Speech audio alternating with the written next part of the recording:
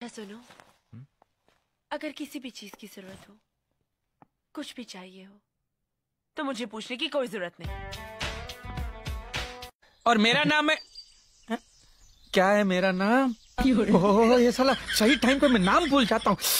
अभी मेरे को किसी ने बोला कि मणिलाल किधर जा रहा है, तो अभी ये बोला मणिलाल। हाँ स्मार्ट है।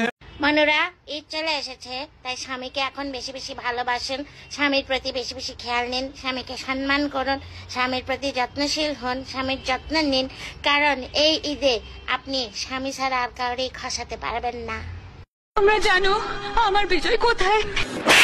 আরে ছেলে তোরে পছন্দ করে না, তুই তার পিছে দৌড়াস কেন?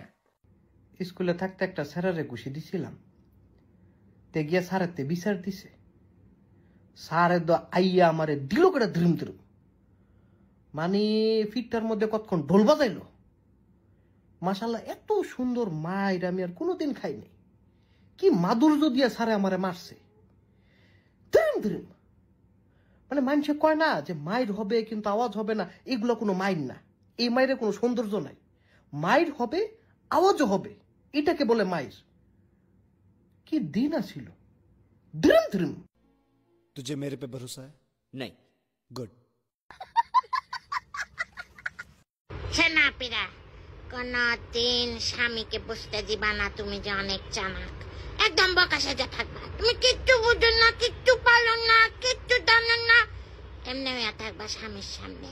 তুমি বলো তুমি ব্যাককল, তুমি অবুঝ শিশু, ঠিক এরকম হয়ে থাকবা স্বামীর সামনে। দেখবা স্বামীরা তোমার জন্য পাগল হয়ে থাকবে, দিওয়ানা হয়ে থাকবে, মাস্তানা হয়ে থাকবে।